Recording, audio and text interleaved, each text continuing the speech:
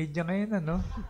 Ako sir, hindi sila magkasya Nakakapanibago dito. eh. Opo. Hindi, kasi kasabay natin yung ulat sa bayan ni President Marcos. Sige. Kaya nakatutok doon. Anyway, Pero, recorded naman sir. They can watch it later. thank you din sa mga umaten ngayon. Yung guest natin ngayon, complementary eh. Yung isa sa production side, yung isa sa distribution side. Sa operations. Operations, oo. Tapos, yung nakikita nyo rito, ito yung ipaparaffle. Ito yung mga pinamimigay natin sa mga nasalanta ng Bagyo Lindol. Si Asik Leo yung mag-unbox niyan mamaya.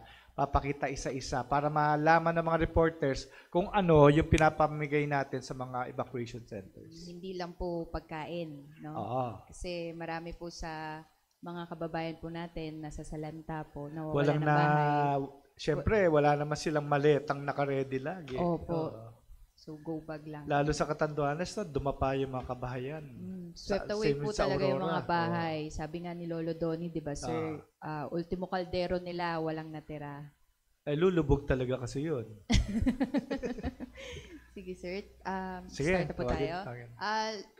Let us call on Asek Leo Quintilla of Disaster Response Management Group and NRLMB.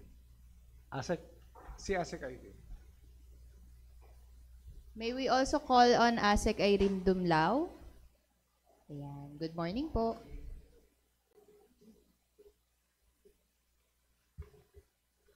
Si Asek Irene, walang kapagurang spokesperson ng DSWD.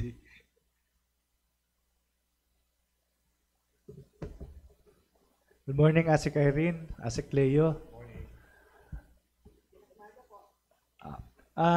Mag-present muna, mauna si Asek Irene, then si Asek Leo kasi mag-unbox. Pero after the presentation, bago mag-present si Asek Irene, i-ano na natin yung ilang mga issues, Yung una, yung may ni-raise si Senator Erwin Tulfo, na dating DSWD Secretary, tungkol doon sa na-monitor, isang insidente lang to, di ba? Yung parang may favoritism, pinipili sa ano ba yung natin dito? Magandang umaga po sa lahat. Unang-una, papasalamat tayo sa obserbasyon ng butihing senador. Ito po ay batayan or reference ng DSWD sa pagtitiyak na maayos yung implementasyon ng mga programa natin. Now, again, we would like to emphasize na ang pagtukoy sa mga makakatanggap ng tulong ay ang mga lokal na pamahalaan. Sila po kasi ang mas nakakaalam ng sitwasyon ng kanila pong mga nasasakupan. Sila ang nakakapag-assess kung severely o slightly affected ang kanila pong mga constituents. Of course, local government units work closely with their barangay officials. And ito namang pong talaan o listahan na isinusumite sa DSWD ay binavalidate rin naman ng ating mga field offices. Ang layunin natin dyan ay matiyak na lahat po ng mababahaginan ng tulong ay talaga pong ma-assist ng ating pong ahensya. Ang layunin po natin, mabigyan ng nararapat at angkop na tulong lahat po ng mga naapektuhan ng iba't ibang mga kalamidad. Wala po tayong pinipili at again, inuulit natin ang assessment ay isinasagawa po ng mga lokal na pamahalaan but then we do the necessary validation. Itong na rin yan, Asek. Sa Iloilo, meron tayo ng monitor na nagbawas na naman nung AX. May press statement na tayo kahapon. Paki-reiterate na lang yung warning na bawal yun at Yes, tama nga. There's another observation in the distribution of financial assistance to those who have been affected by the past typhoons. Again, inuulit po natin, hindi po dapat binabawasan ang halaga ng tulong na ipinapaabot natin sa ating pong mga kababayan. Ang DSWD, titiyakin po na magsasagawa tayo ng nararapat na investigasyon dun sa naipaulat na pagbabawas ng tulong pinansyal. At kung kinakailangan po ay mag-file tayo ng appropriate charges against those who have committed that act. Because ito pong tulong na ito ay dapat buo na naipapaabot doon sa ating mga kababayan. Ito po ay tulong ng ating national government and dapat po hindi ito binabawasan. Thank you, ASEC Irene. May presentation si ASEC, no? Yes, gusto lamang po namin ibahagi yung ulat hinggil nga po sa isinasagawang humanitarian assistance and disaster response ng DSWD. Nung isang araw, tayo po ay tumulak at nagtungo dyan sa Catanduanes. And kahapon ay nasa Aurora Province naman po tayo para makipagpulong doon sa mga local chief executives at malaman natin ano pa ba yung mga karagdagang tulong na may maapaabot ng DSWD aside from the family food packs that we have distributed. Alam nyo po, bago pa man po tumama si Bagyong Uwan ay nakapaghanda na ang DSWD. In fact, meron tayong mga naipreposition na goods. Kung kaya nga po, madali tayong nakapagpahatid ng augmentation support sa mga local government units. Ngayon, batay po sa aming 6 a.m. DROMIC report, itong mga naapektuhan ng Bagyong Uwan ay umabot na sa mahigit 1.8 na mga pamilya. Ang katumbas po niyan ay mahigit 6.3 million na mga katao. Sa kasalukuyan, meron pa rin po tayong namomonitor na mahigit 6,400 na mga evacuation centers na kung saan nga po mahigit 125,000 pa po ng mga pamilya o ang katumbas niyan ay mahigit 453,000 na mga katao ang pansamantala ay nanunuluyan pa rin sa mga evacuation centers. Batay po doon sa aming pinakahuling tala, mahigit 469,000 family food packs na po yung aming naipamahagi. Sa katunayan, dyan sa Aurora Province, meron tayong preposition goods na 40,000 family food packs. At nung nga pong tumama na si Bagyong Uwan, immediately after ay nakapagpahatid tayo ng tulong. Sa katunayan, around 25,000 family food packs of those 40,000 were already released. At kahapon ang pinag-uusapan na natin with the local government unit ay ang second wave o pangalawang bugso ng pagpapahatid ng mga family food packs. And of course, yung emergency cash transfer because that's another intervention that we will be implementing. Aside from the family food packs, meron din po tayong ipamahagi ng mga ready-to-eat food boxes.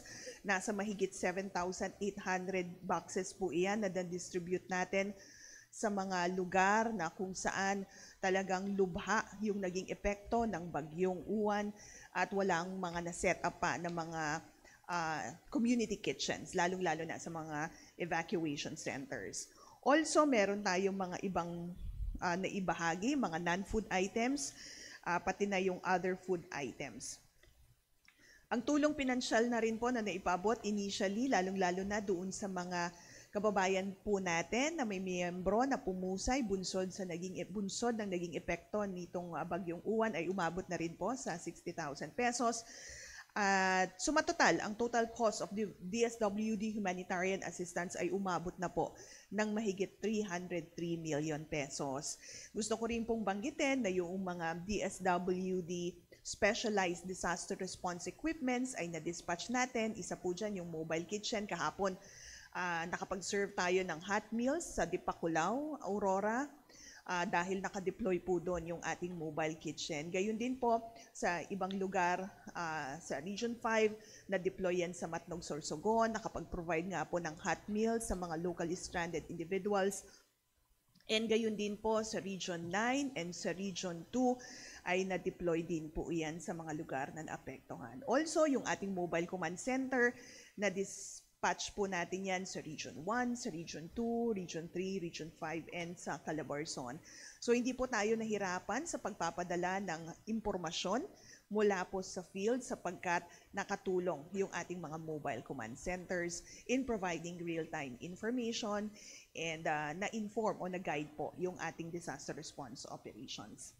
At present, nasa mahigit 1.5 million family food packs pa rin po yung ating national stockpile habang nagpapatuloy pa rin ang production ng mga food and non-food items sa ating pong mga major production hubs. Kaya kung tatanungin po kung sapat pa po ba ang pondo at resources ng DSWD, yes, adequate pa po ang ating standby funds and stockpiles. Just recently, na-replenish ng Department of Budget and Management ang aming pong quick response funds, and that enables the department to sustain its ongoing disaster response operations. So yan po muna for the disaster response management. Thank you, ASEC Irene. ASEC Leo, si ASEC Irene sa operations, ito yung distribution. Kay ASEC Leo naman yung production side. So under niya yung Luzon Disaster Resource Center tsaka yung Visayas Disaster Resource Center sa Mandawi City. ASEC, opening statement muna, then yung presentation niya. Yes, tuloy ko lang yung statement kanina ni ASEC Irene that DSWD is ready and we have enough resources and materials to continue the production, the same time ang distribution of our food and non-food items in response to Tino and Uwan. And with the directive of the Secretary, we increased our production from a regular 18,000 family food boxes a day. We're now at 25,000 family food boxes a day. That means with the two centers, we do 50,000 family food boxes na dinideliver natin, dinidispatch sa different field offices na mayroong mga request at mayroon pang mga pangailangan. Na-mention din before the typhoons, nagkaroon tayo ng stockpile of 2 million family food boxes na immediately napamigay natin nung nag-strike or na-hit yung mga areas, especially dito sa Catanduanes, part of Aurora, and other areas. So mabilis nakatugon ang DSWD. That the operation right now is dito sa mga hardly hit areas, merong mga pangangailangan. So we push, for example, Catanduanes, the next 2 days we're going to complete our 85,000 requirement para sa Catanduanes Island. The same time, sa other na mga field offices na nagre-request. In addition, sa naka-stockpile sa kanila, part of the response and also part of restocking na naman. So ito po yung main challenge natin. And secondly, before anything else, I would like to thank our volunteers na every day na may pumupunta sa ating dalawang hubs dito sa Pasay at sa Cebu na tumutulong sa pag-repack at the same time participate in other activities dito sa warehouse natin to ensure that we can produce 25,000 boxes a day. Actually, marami dyan, walk-in na rin no? Dahil nga yung word of mouth, gusto nilang tumulong. Marami ang tumutulong ngayon from the different, may mga estudyante, mga Gen Z natin ay malaking tulong. Second ay mga grupo, may mga bikers, may mga group of associations na tumatawag at napapaschedule ng kanilang volunteer activities. Isipin natin, sa Binagyo nilindol yung Cebu, pero nagvo-volunteer pa rin sila sa BDRC natin. No? That is correct, Sats Raymond. At the same time, malaking tulong din yung pag-mobilize ng ating mga uniformed personnel. Ito naman from Philippine Navy, Philippine Army, Philippine Coast Guard, at saka sa Philippine National Police, Philippine Air Force, na naging major contribution sa ating pagre-repack ng mga family food boxes. So ASEC, di ba ang target ni Secretary Rex 3 million yung stockpile? Sana wala nang munang dumating na bagyo. Mga kailan natin marireach ulit itong stockpile na 3 million? With the current response and requirement ng mga field offices natin, we are still producing. So right now, we have 1.6, 1.7 million boxes. So tuloy-tuloy yung ating production every day. At the same time, from other partners, from our line 2, these are pre-packed na dinideliver na rin ngayon. That would be around 900,000. So more or less after siguro ng disaster na to, we can have around mga 3 million, 2.8 to 3 million. So ASEC Leo, pwede bang i-discuss mo lang ano yung mga laman ng bawat kahon dito? Bago yung yung question and answer, pakita na niya ni ASEC Leo.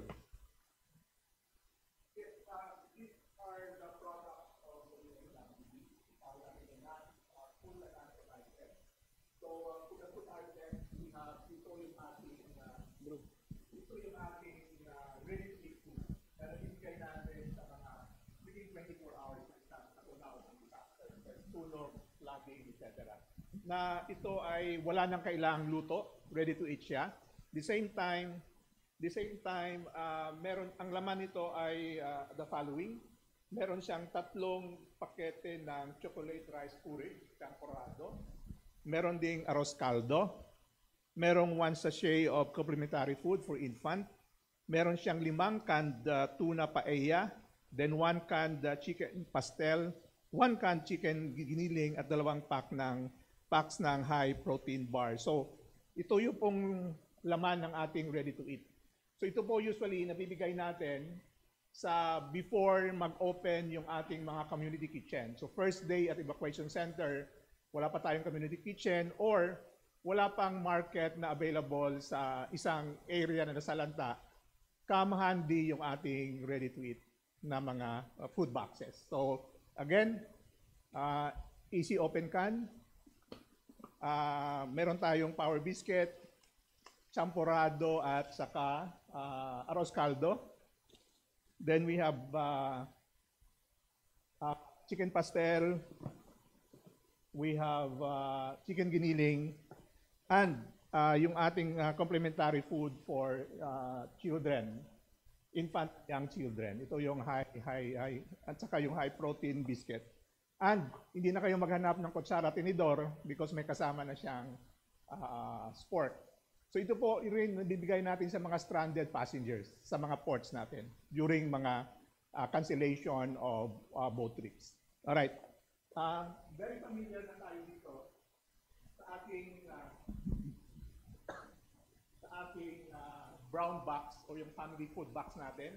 We have 6 kilos of rice na naka-vacuum pack. Itong sabi nilang matigas. Take note lang, marami ng unboxing ngayon sa ating Asek, bakit nga naka-vacuum? This vacuum pack this rice could last for 1 year. Kaya necessary ito sa ating stockpiling. Pero sa immediate response, kung kailangan ng community, we also produce loose packs. Ito yung up to 3 months. At Asek, di ba yung bigas natin, sa NFA lang natin pwedeng bilhin? Yes, that is Executive Order 51. During pwede lang tayo bumili sa National Food Authority for the requirement ng disaster ng DSWD. Kaya hindi tayo pwedeng bumili sa farmers directly. Unless si NFA ay magkaroon ng waiver or Na they cannot supply. No availability of stock, then we can buy from private sector, including our farmers. Sige. So, meron tayong 10 tin cans, kasama dito yung 4 na tuna, 4 na corned beef, at saka yung dalawang sardines. Kasama na rin dito yung ating chocomalt at saka yung coffee. Okay? So ito yung nilalaman ng ating regular family food box. At for the non-food items, So Asek, di ba yung food boxes natin, balanced diet? yes sir. Dumaan sa FNRI ng Dumaan DOST. sa study ng FNRI, DOST, FNRI, kaya ito po yung laman ng ating food box. And this will last for 2 to 3 days for a family of 5? For a family of 5, this is 2 to 3 days. Alright. So ito naman yung ating mga non-food items. Yung ating family clothing kit. Kasama may mga tuwalya, slippers, yung mga ilang damit ng ka-plastic pa, chinelas, etc. Sa mga nabaha, nawala ng mga gamit na pwedeng isuot, ito po yung ating pinamigay for a family of 5. Then, maraming disaster victim din yung nawalan ng kaldero na anod ng baha. So ito po yung ating kitchen kit na may kasamang kaldero, may kasamang plates, at may kasama pang frying pan. So kompleto to, you can start your kitchen with this kitchen kit. Then we also have our hygiene kit. Ang nilalaman ng ating hygiene kit, toothbrush, toothpaste, shampoo, merong bar soap, laundry bar soap, sanitary napkin. This one di kailangan comb. Yung comb di kailangan. my comb, disposable shaving razor, nail cutter, bathroom dipper, at saka yung chamber pot.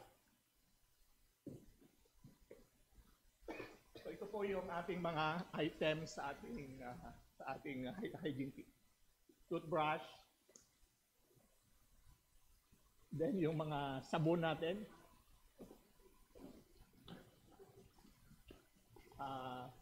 at saka mga shampoo. Alright. Then lastly, we have our sleeping kit. Kasama na dito yung mga ang nakalagay dito yung ating blanket, sleeping mat, pillow, mosquito net, at saka yung malong. So ito yung mga food and non-food items na readily available. We have enough supplies na na-deliver natin sa ating mga nasalanta ng mga disasters. Pagka nabigay ito sa kanila, pwede nawala na sila evacuation center, pwede na nilang iuwi, magagamit pa rin nila sa bahay nila. Yes. Thank you, Asek. So, pwede nang magtanong yung mga kasamahan natin sa media.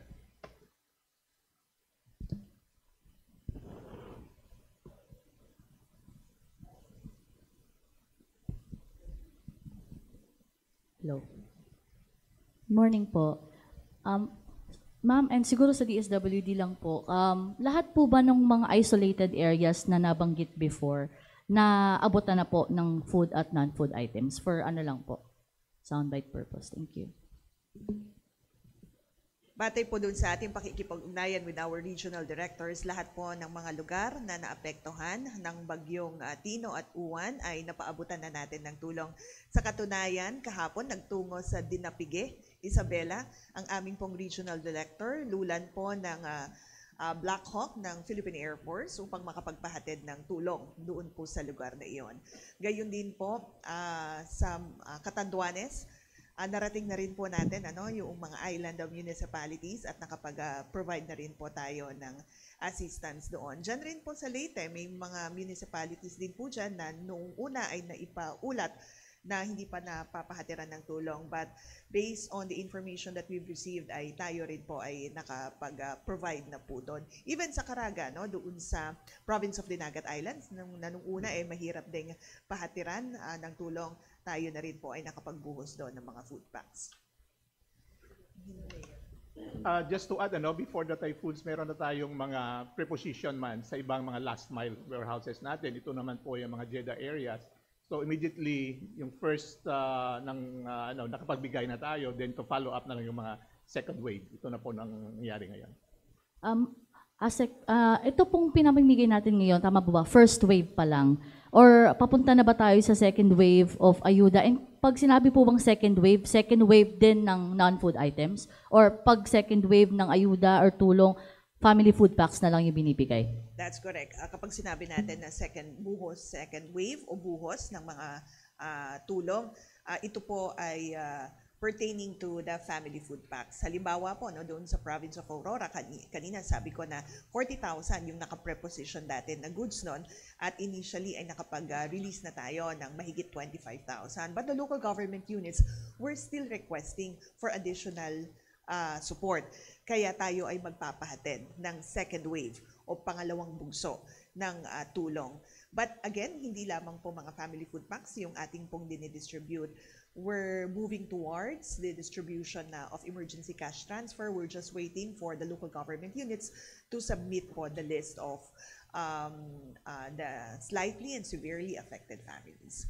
Idagdag ko na rin, kasi pinag-uusapan nga yung mga areas na ikina-classify natin as geographically isolated and disadvantaged areas, yung mga isolated. Idagdag ko lang dun sa nabanggit ko, yung dun sa Hinunangan, Leyte, Southern Leyte ito.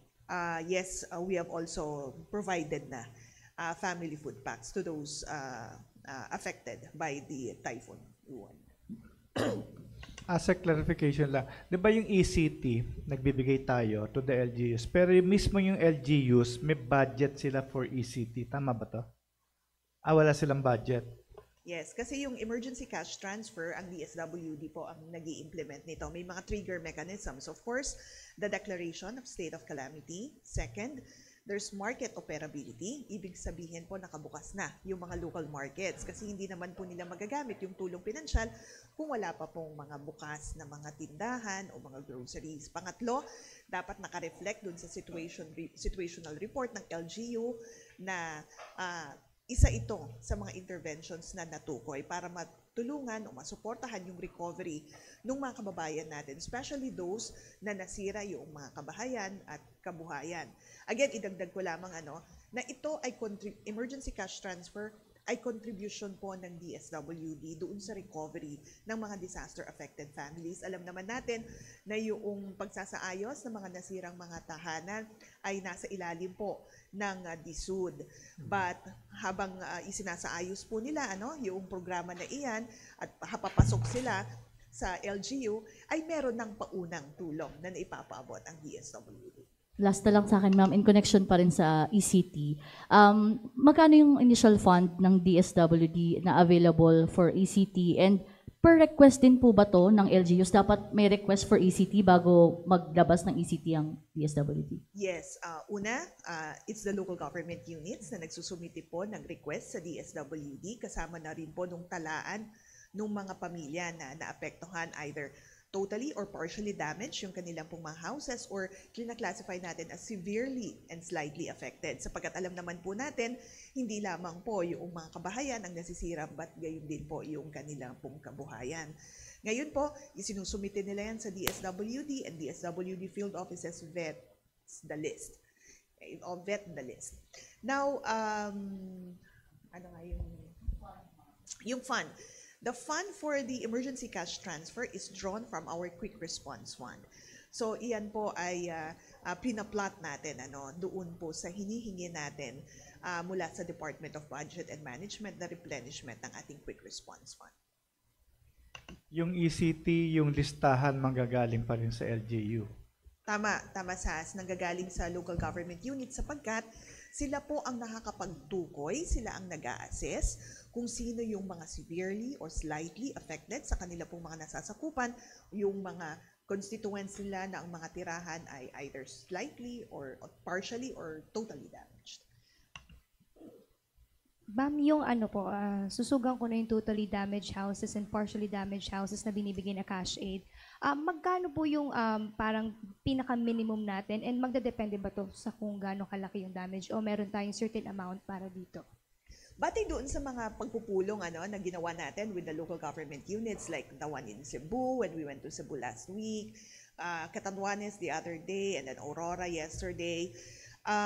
Ang isa sa mga napag-uusapan ay pwedeng magbigay ng 5,000 for partially damaged and then around 10,000 pesos for the totally damaged naman na mga households. But again, I'd like to emphasize that this is just an initial assistance being provided by the DSWD. Pwede tayong bumalik because emergency cash transfer is not only for response but also for early recovery intervention. So again, depende doon sa assessment ng mga lokal na pamahalaan, depende rin sa kanilang isusumite ng mga listahan.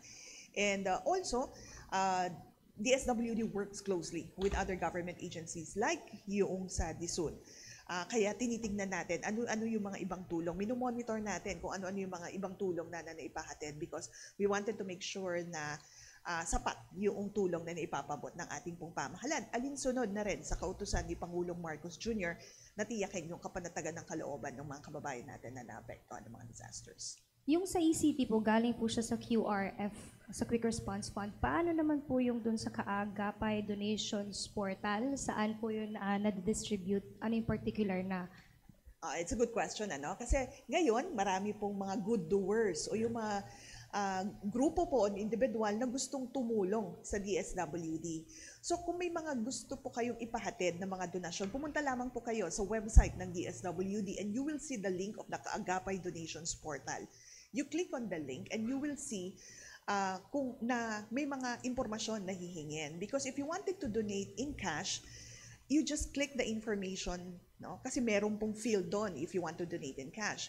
and may platform kung paano nyo po gustong ipahatid. Now that cash, of course, will go through the financial service of the department, and kung ang napili na makakatanggap ng tulong ng donasyon na yon ay DSWD, papasok po iyan, gagamitin namin either to procure rice or other raw materials na kakailanganin po sa production ng aming mga family food packs. Now, you also have the option naman na iparating yung tulong doon sa local government unit. Now, if you wanted to donate in kind, nandun din po, ilista nyo lamang po doon kung ano yung mga items na gusto nyo i-donate, and then we could link you to our logistics partner na siya namang pong magpapahatid ng tulong doon sa identified local government unit, or again, if DSWD po ang napili, pwede namin yung gamitin sa aming pong mga family food packs or non-food items. Pwede rin po kasi na mag-donate naman kayo sa aming pong mga residential care centers. So, doon po didiretso yung mga tulong. So again, you could just go to our website and click on the link of the Kaagapay Donations Portal. Ma'am, sa ngayon po, ano po yung total na natin kung meron ng data doon sa na-licom from the donations portal? We'll have to check, but we can provide naman. No? We'll just check with our financial service if may mga pumasok na mga cash donations, or with our logistics bureau kung meron na rin mga pumasok na mga non-food items. Last na po, ma'am, if nagpapatuloy pa rin ba yung psychological well-being assistance doon sa mga nasalanta ng bagyo? Yes, alam niyo po sa mga evacuation centers, meron po tayong mga camp managers, mga social workers na na-deploy, tumutulong sa mga local camp managers na binabantayan yung ating mga internally displaced persons. Kasi isa po sa mga interventions na isinasagawa natin ay yung psychosocial interventions. Nagsasagawa tayo ng psychosocial first aid, mga incident stress debriefing, bahagi po lahat yan ng tinatawag natin ng mental health support services. At kabahagi po o kasama ng DSWD ang Department of Health sa pagsasagawa ng mga psychosocial interventions para ma-address yung pagkabahala, yung trauma or anxiety na nararanasan po ng ating mga kababayan, bunsod ng naging epekto ng mga kalamidad na naranasan po nila. Alam naman po natin sa mga ibang lugar, sunod-sunod yung kanila pong naranasan, merong typhoon, may pagbaha, nakaranas din sila ng malakas na lindol. So itong mga mental health support services ay vital in ensuring na makarecover nga yung ating mga kababayan na apektuhan. And dahil nga ang DSWD ay hindi lamang po nangunguna sa food and non-food item distribution, we are also lead in camp coordination and camp management and camp coordination, and in the protection of internally displaced persons.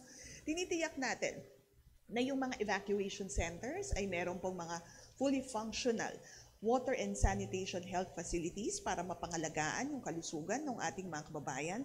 We also make sure that there are women-friendly spaces, children-friendly spaces sa mga evacuation centers para mapangalagaan yung pong mga karapatan at welfare ng mga vulnerable sectors.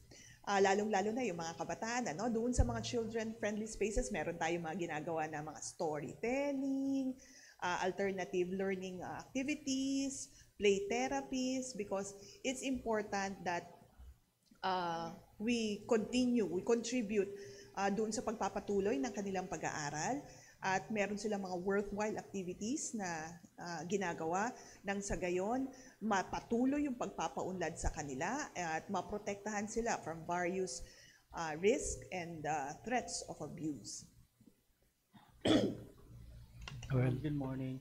Ma'am, balikan ko lang po din sa ACP. Nag-start na ba? May nagbigay na ba ng list yung mga LG? May nagbigay na ba? At kailan mag-start yung distribution?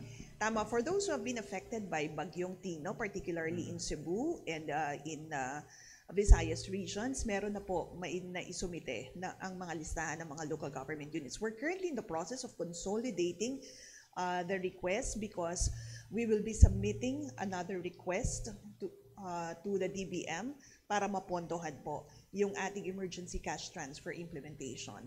Dito naman po sa mga naapektuhan ng Bagyong Uwan, kahapon doon sa Aurora, they requested for 5 days for them to complete their list. Some local government units are already ready, kaya nagsumite na rin po sila. But We aim to submit our request to DBM by early next week para makapag-implement na tayo ng ECT before magtapos po ang buwan ng Nobyembre. Ma'am, susugan ko lang yung sinabi mo kanina na may natanggap kayong report na binabawasan. So paano po maproprotektahan tong ETC na to na hindi siya mabawasan? Paano po ang validation? Yeah, yung pong sa emergency cash transfer, unang-una, again, it's the local government units that will submit the list to the DSWD.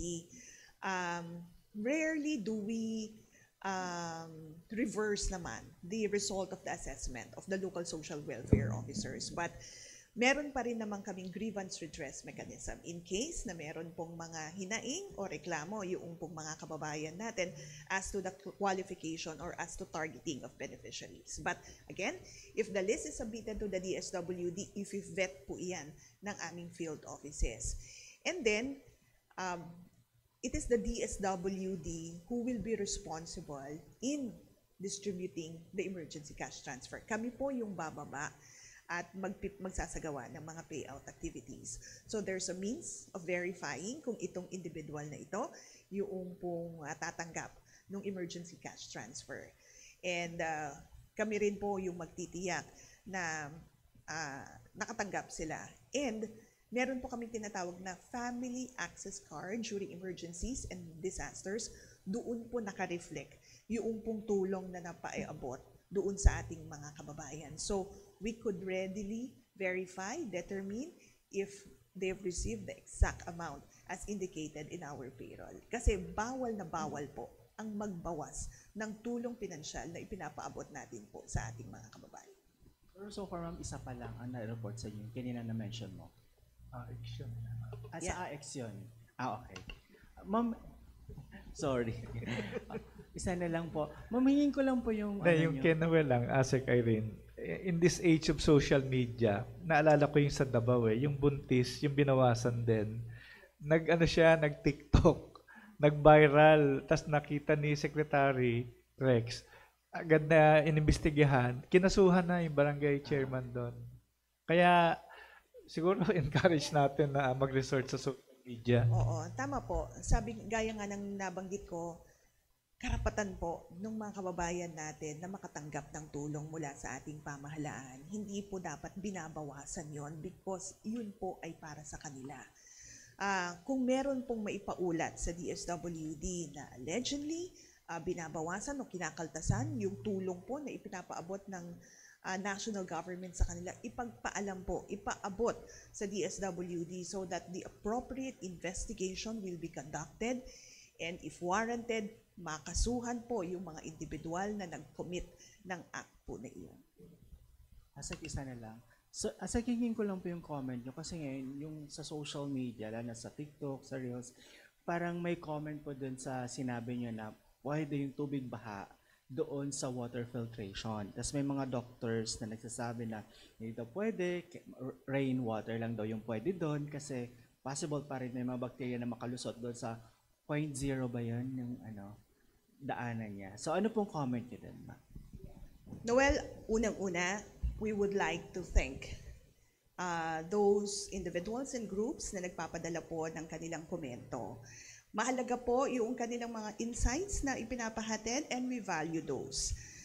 Pangalawa po, we would like to apologize if the explanation that was given then was not exhaustive. The technical specifications were not clearly presented, but we would like to assure ating pong mga kababayan na ang aming pong mga water filtration kits ay dumaan sa pagsusuri. Nag-secure po kami ng angkop na mga certifications from DOH accredited testing facilities to make sure na safe, ligtas po yung tubig na lumalabas mula sa aming water filtration kit. It is science, kaya po kami ay naglabas. No? I mean, science po yung,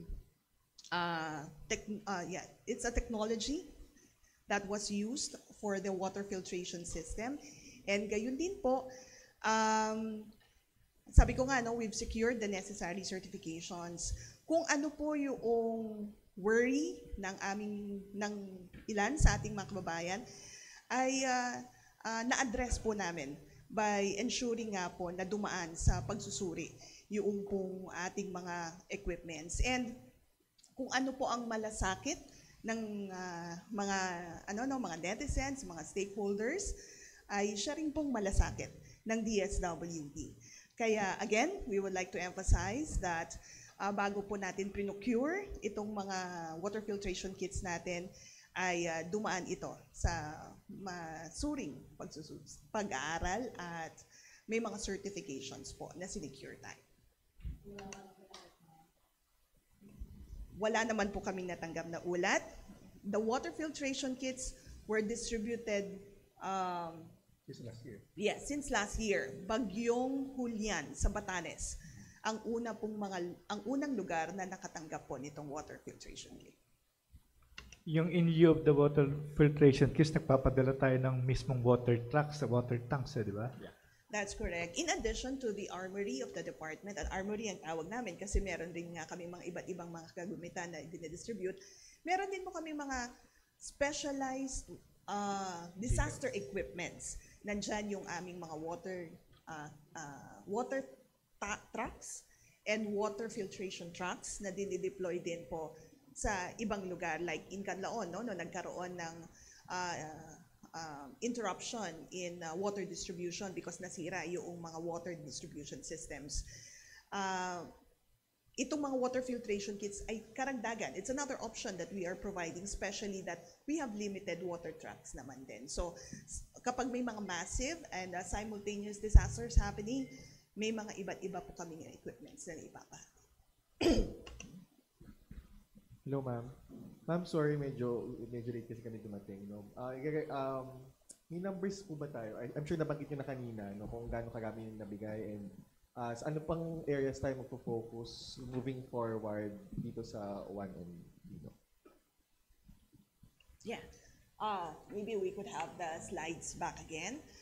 So, for those who have been affected, areas affected by Typhoon Yuan, ang tulong na naipaabot na po natin ay mahigit 469,000 family food packs.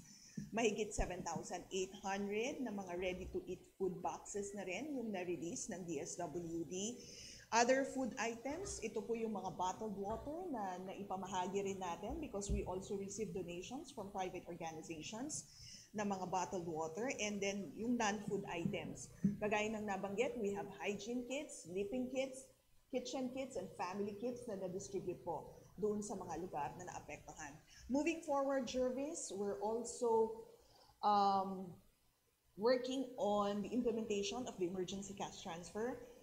The other day, we were in Catanduanes. Nakipagpulong na kami with the provincial government and the local government units so that they could submit to us their list of households na nasira, yung kanila pong mga tahanan, either partially or totally.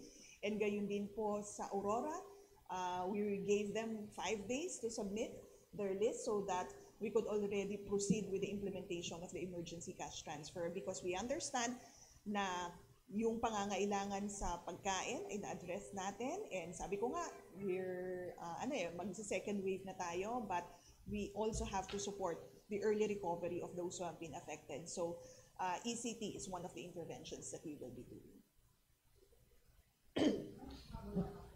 Magkano yung i-request nyo from DBM na fund? And kung sakali, di ba pag December nagsasara ng libro yung government? Yung i-request nyo ba for this November, ina-anticipate nyo na rin ba yung possible na maging bagyo pa by December? Actually, yung i-request natin na karagdagang pondo ay depende po doon sa isusumite sa atin ng mga local government units. Kaya nga po, na-mention namin doon sa aming pakikipagpulong sa kanila na sana ay agad po nilang maisubmite so that we could submit already our request to the DBM because we wanted nga na bago naman po matapos ang taon na ito ay mabahaginan na po natin ng tulong yung ating pong mga kababayan kasi hindi po masaya na sasalubong ka sa Pasko at sa bagong taon nasira po yung iyong bahay, sira ang iyong kabuhayan. So, sabi po namin, the list should be submitted immediately to the department. To ASEC Leo, last na rin po. Kompleto na po halos karamihan yung binibigay natin na kits sa kanila. Pero right now, may iniisip pa po ba ang DSWD na nakikita niyo sa situation sa ground na kulang pa, na kailangan pang ibigay sa mga evacuees? Yes, basically ito yung mga kits natin, but of course, DSWD is doing its research and development. Right now, last year, nag-launch tayo ng Ready to Eat. But there are other sectors pa, lactating mothers, infants, etc. So this is part pa of our continuing research and development of the products, especially on a disaster situation.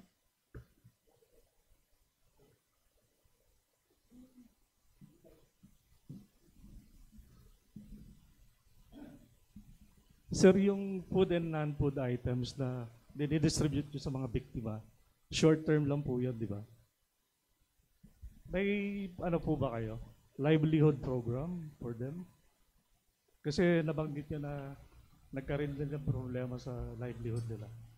Yes, actually, yung emergency cash transfer, ang isa sa mga interventions nga na ipinapatupad natin to support the recovery of those who have been affected. The emergency transfer, cash transfer kasi is flexible. Pwede nilang gamitin yan either in buying materials para sa pagsasaayos ng kanila pong mga nasirang tahanan, or pwede rin naman nilang gamitin iyan dun sa pagsasaayos ng kanilang mga nasira na mga livelihood. Or pwede rin naman nilang gamitin iyan to buy other food items that are not inside our regular family food packs. Maganda yung emergency cash transfer because it empowers yung mga disaster-affected families in determining and prioritizing the needs of their families. So, pwede nilang gamitin yan. But again, as I've said, initial pa lang po yan. Initial pa lamang po na tulong yan because we could always go back and provide additional kung kinakailangan. Because hindi lang naman po DSWD ang nagpo-provide ng assistance, other government agencies are also providing assistance. Like CDA, alam po natin, meron rin silang financial assistance for farmers and fisher folks. Si DSUD, meron silang IDSAP o yung Integrated Disaster Shelter Assistance Program. Gayon din po, no, yung si DOLE, meron din silang tupad. And kaya tulong-tulong talaga ito. This is not just DSWD providing the necessary support. It's a whole of government. It's a whole of society approach that we're adopting to ensure that disaster-affected families receive all the needed interventions. Ang sabi po ng Pag-asa, may 3 pang typhoons na pwedeng dumating sa Pilipinas. Ano yung preparation ng DSWD dito? Well, of course, araw-araw pa rin po kami nagpo-produce ng mga family food packs sa aming pong mga major production hubs. We produce around 15 to 25,000 food packs daily. We are also drawing down from our existing framework agreements to complement the goods that we are producing. And gayon din po, aside from the regular production, we continue to send goods doon sa aming pong mga regional, provincial warehouses up to the last miles para handa kami doon sa mga susunod o paparating pa ng mga bagyo. While we are still in the process of responding to the needs of those who have been affected by the past typhoons, ay naghahanda na rin po kami para sa mga paparating pa. Because alam niyo po, ang DSWD hindi lamang po nag-aaksyon kapag may mga bagyo. Even kahit walang bagyo ay patuloy po yung aming pong operations. Last na lang po, ma'am. Doon sa San Juan, ma'am, may mga senior citizens na nagre-reklamo. Bakit daw walang exact amount and date pag nag-accept sila ng ayuda sa releasing ng mga DSWD. At saka saan daw sila pwede magreklamo kung pwede? If we're referring to the social pension for indigent senior citizens, dapat po yung payroll na pipirmahan nila ay dapat po may amount ng social pension na tatanggapin nila. Kung wala pong halaga iyon at wag po nilang pipirmahan, At pwede rin naman po silang magreklamo kasi meron tayong sineset up na mga grievance desk doon sa ating mga isinasagawa ng mga payout activities.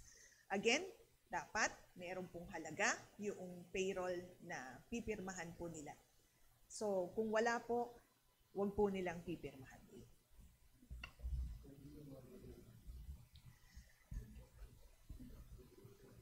If it's social pension for indigent senior citizens, ako kasi tiyak ako na may halaga po yung pong payroll. So, yun, alam natin na 1,000 pesos per month kasi yung social pension for indigent senior citizens. So, kung yung payout ay for 2 months, dapat 2,000 yon. Kasi in some areas, ginagawa nila buwan-buwan. In some areas, every 2 months. Meron naman po mga regions na ginagawa every 3 months. Because doon po sa pinakahuling memo na inilabas ng aming pong butihing secretary, Rex Gatchalian, dapat hindi po hihigit sa 3 months yung pong distribution ng ating social pension. So malinaw po yun. That's 1,000 pesos monthly. Kaya dapat malinaw doon sa payroll. Naka-reflect po dapat doon kung magkano yung tatanggapin nila. O mama, yung reklamo nila hindi lang tungkol sa social pension. Pati po daw yung reference nila, in general, ayuda, parang kasama yung tupad. Well, for tupad, that's not DSWDs, no? So, anyway, ang sabi ko nga, meron tayong grievance redress mechanism. All our payout activities may nakaset up po dyan na grievance desk. So maaari po silang magpahatid o lumapit po sila doon po sila mag-air ng kanilang mga grievances and we will immediately act on those grievances. Again, ang gusto po natin, lahat ng mga kababayan natin, particularly the vulnerable sector, receive the needed and appropriate aid that is due them. ASEC, clarify na rin natin, yung LGU kasi namimigay din sa seniors. Pero ito, may pera o mahirap, nakakatanggap from the LGU dahil based sa ordinansa. Pero sa DSWD, indigent lang. Yes, tama po. It's good that you pointed that out, Asas, because some local government units, lalo na po yung may resources, they're able to extend or they're able to mirror the program being implemented by the national government. So, dapat maging malinaw if the assistance came from the LGU or it's coming from the national government. But then again, if it's social pension for indigent senior citizens, we're confident that the amount is reflected in the payroll. Meron pa po ba? Hi sir, mukhang wala na pong questions from closing statements po from our guests. Sige po, Asik. Again, DSWD is ready to augment yung ating mga local government units, especially sa mga hard-hit areas. And we're continue tayo sa pag-supply ng mga food and non-food items sa ating mga field offices to ensure na ready tayo sa anumang darating pang mga bagyo. Good morning. Sige po, Asek. Dumlaw. Again, maraming salamat po at meron tayong ganitong platform para makapag-provide tayo ng information sa ating pong mga kababayan. I'd like to take this opportunity to thank, unang-una, lahat ng mga angels in Red Vest. Ang mga DSWD workers na walang kapaguran na tumutulong para po ma-address yung mga pangangailangan ng ating mga kababayan, even if sila mismo ay apektado rin ng mga nagdaang bagyo. We thank them for their service. We thank them for their dedication. We also would like to express our gratitude sa lahat ng mga partners natin from the local governments, yung mga local social welfare officers, the disaster response officers, napakahalaga noong ding ginagawa nila na trabaho at pagtulong sa DSWD so that the immediate needs of those who have been affected will be addressed. Likewise, sa ating mga partners, nabanggit na ni Asik Leo kanina, yung mga partners natin, yung mga tumutulong ng mga volunteers, lalo na sa mga isinasagawa natin ng mga repacking activities. Maraming salamat po sa panahon, sa tulong. Gayon din sa mga donors natin for the resources that they've been extending. And of course, to other government agencies na katuwang po natin sa isinasagawang disaster response operations. Alam niyo po, ang utos ng Pangulong Marcos Jr. sa DSWD ay tiyakin na walang pamilyang Pilipino ang magugutom sa gitna ng kalamidad. Kung kaya nga po si Secretary Rex Gatchalian ay walang kapaguran din po na nagtitiyak na meron tayong mga sapat na mga resources na ipapamahagi sa lahat ng mga lugar na naapektuhan. Kami po ay magpapatuloy na magpapaabot ng tulong, hindi po kami mapapagod, hindi po kami magsasawa, sapagkat sa DSWD po, ang bawat buhay ay mahalaga. Kaya makakaasa po kayo ng patuloy na maagap at mapagtalingang serbisyo mula sa DSWD. Maraming salamat po. Thank you, ASEC Irene, ASEC Leo. Sir, gusto din po nating i-take yung chance na to na magbigay po ng pakikiramay po sa mga naulila po ng mga nagdaang bagyo, mga nauli ng pamilya po ng daang bagyo. Parang last time po, nakita ko kasi sa balita, 42 infants po yung naiwan ng bagyo, nalunod po, nawala po dahil sa bagyong Pino. At meron ding mga bayani na sumulpot. Opo, yung minor po na nakapag-save ng 50 na buhay. Na 4-piece. 4-piece beneficiary pala yun. O yun. So, i-feature natin At siya. saka meron din pong parang may special needs po na nakapag-save din po. Pero sa kasamaang paalan, nasawi din po sa bagyo. Ayun po, Sir Raymond. Akala ko may papalabas tayo na... Wala pa, sir. Wala pa. Okay.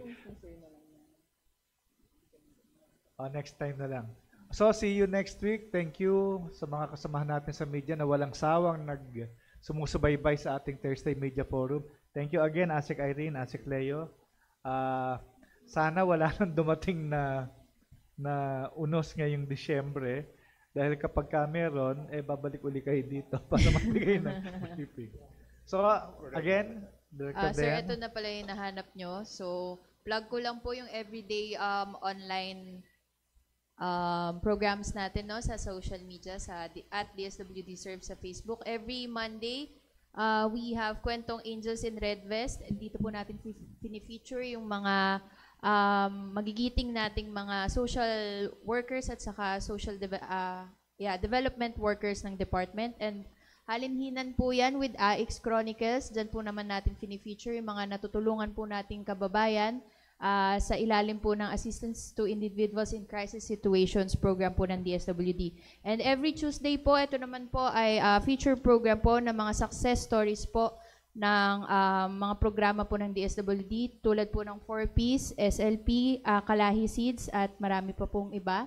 Every Wednesday, dito naman po tayo nagbibigay ng new updates po sa mga bagong programs and services po ng department na dinadevelop. And every Thursday ngayon po, Media Forum po, kasama po natin ang mga kaibigan natin sa media at yung mga guests po natin for certain topics. And every Friday, ito po ay collation or parang wrap up po ng mga naging activities po ng department every sa loob ng isang linggo. At hindi lang po natatapos sa Friday, meron din po tayo every Saturday. Online radio news po ito sa DZMM, Serbisyong DSWD for Everyone. Dito din po tayo nag-feature ng mga programs and updates po ng department. Sa Sabado po, si ASEC Irene Dumlao po ang guest po sa DZMM. Ayan, pakatutukan po nating lahat ito. Maraming salamat po.